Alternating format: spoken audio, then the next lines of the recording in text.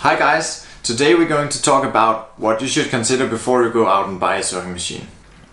So normally for a home-used sewing machine you want to be able to sew a hem on a pair of pants, maybe you want to repair your kids' clothes, maybe you want to be able to sew curtains and stuff like that. For all these types of standard sewing projects, a standard sewing machine is just fine.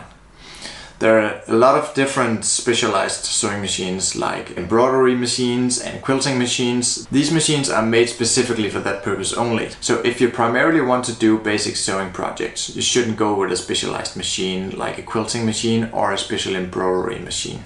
So the first question you should ask yourself is, how tech savvy are you? Would you be comfortable working with a computerized machine?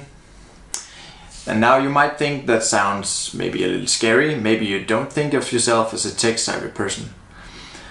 But the computerized sewing machines are super easy to use. I would say if you can use a normal smartphone, if you can send messages, if you can find your way around in a smartphone, or basic computer skills, you can definitely use a computerized machine. It's not reserved for really tech-savvy persons. And there are a lot of good things to say about the computerized sewing machines. One thing is that it would help you do a lot of things that you otherwise would have to do yourself. For example, when you stop sewing, on a mechanical machine like this one, you will always have to turn the hand wheel a little bit to move the needle up to be able to remove the fabric. On the computerized model, however, there's a special setting for this. You just press a little button to make sure that the needle will always stop at the top position. A really neat feature if you're doing a lot of sewing. So I'd say if you're sewing on an everyday basis, or if you're doing it weekly, you want to learn to use the computerized model. Another cool feature with the computerized models is that you get a ton of stitches to choose from. Not only for buttonholes, but also for creative stitches. So you can basically do a whole lot of embroidery work because you just choose a really creative stitch. Some of the pretty basic computerized models from Singer and Brother, they will do a ton of stitches, like thousands of stitches. They will even let you do a little car just by pressing the button, or you can reverse them, and you can have the whole alphabet, so you can actually do some pretty cool monogramming and embroidery work from a pretty basic standard home sewing machine. And you don't have to pay more than a couple of $100, maybe a little more, $300 or $400. If you're willing to pay that amount of money, you should definitely go with a good computerized model. But if you're scared of the computerized thing and you don't think this is something for you, you can definitely also go with the standard mechanical model like I have here. This is where most of us have learned to sew, and it's as good as anything. There are 4 things though that you always want to have on your sewing machine. And the first thing is the option to work with the free arm. When you remove the accessory tray here, this is where we keep all our extra bobbins and stuff like that, then we can access the free arm. This means that we can move our hand and the fabric, of course, around this arm here, and to be able to do so, you want to be able to remove the accessory tray. This you can do on almost any type of newer machine, but if you're buying a used model, or maybe you're buying a beginner's model, some of the smaller models, if they're really compact or if they're really old, you might not be able to access the free arm. This is definitely something you want, so be sure to check that you can do that and you can work comfortably around this area. It's really important when you want to sew a hem, then you need to be able to slide the tube of fabric onto the arm. Otherwise you will simply sew the 2 pieces of fabric together, which is no good if you want to put your arm through the shirt and stuff like that. Also, if you're working with tight spaces, maybe you are working around in a corner and stuff like that, you just want to be able to put some of the fabric below here. Alright. The next thing you definitely want with your next sewing machine is the automatic threading system. This model here doesn't have it, it's a pretty old machine.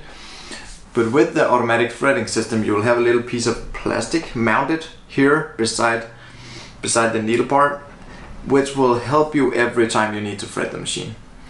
So what you'll do is you'll simply just move the piece of thread down the shaft of the needle, and as soon as you are around the area with the hole of the needle, it will automatically or semi-automatically put the needle through the hole for you. It's nice if you're sewing at night, it's nice if you do a lot of sewing, and if you're visibly impaired or if you have a shake on your hand, it's a must-have. I would say it's a must-have for anybody today. Another thing you want with your machine is enough stitches to choose from.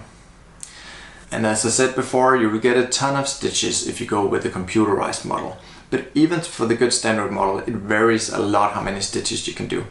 So if you know that you like to do creative work, if you like to do some more advanced embroidery, you want to have enough stitches to choose from, and this is something you can't really change after you bought it, of course. It's built into the machine, and this is something you have to think about before you go out and buy your machine.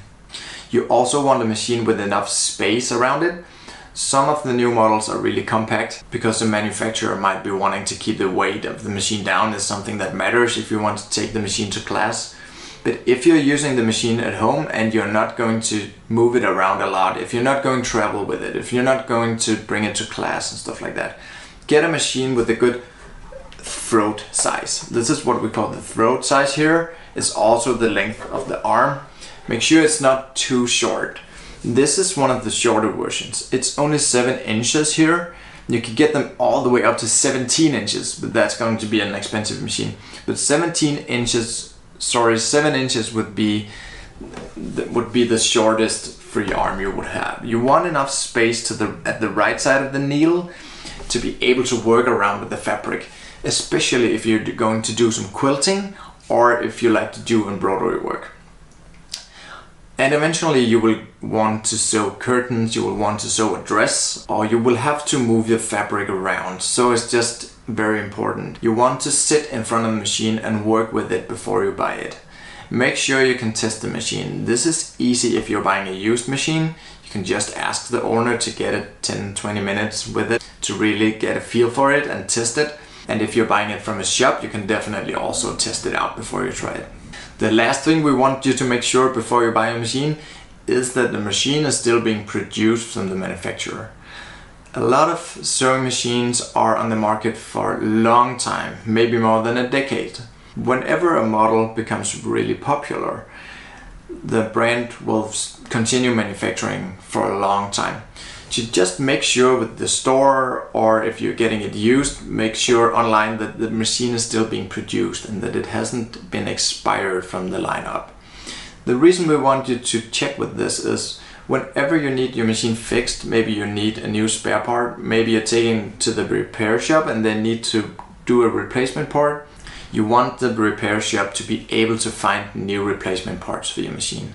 And this is not so easy if the machine is not being produced anymore. Then they can't really look it up in a catalog and just call someone and order this little thing for you.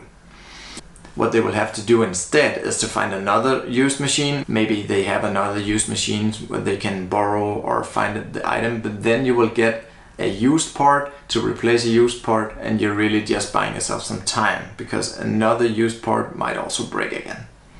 Okay, so let's finish off by talking about 2 things that are really nice to have with your machine. The first thing is an extension table. As the name gives away, it extends the table of the machine. It can extend it this way on the left side of the needle, so you have enough space on both sides, and it can also expand to the back and to the front. The bigger the better, you can say. The reason we like the extension table so much is because when you're working with a large piece of fabric, if you're sewing a long curtain, let's say, then as you start sewing and the machine eats or feeds the fabric through, it will start falling over the edge here. It might fall over the edge here and create a pull in the fabric that would cause the fabric to turn to the left, for example.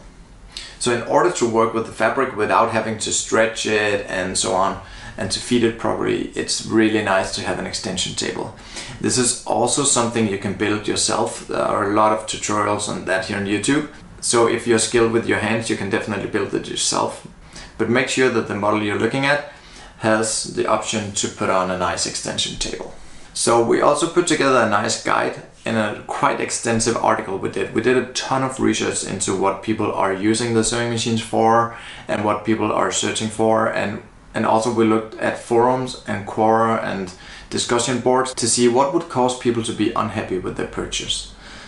So go to this article to read more and to get the list of what you want and what you might consider for your machine before you buy a machine. It's really important to get it right because most people will have the same sewing machine for decades. And when you buy a good quality machine from, let's say, Singer or Brother and a good brand like these, you will be able to pass it down the generations. So you want to be able to make the right choice. So check out the article. You can check it out at sewingmachinetalk.com/beginner. It's not only beginner's tips, but we just put together this guide with the checklist as I just mentioned. Alright, see you guys!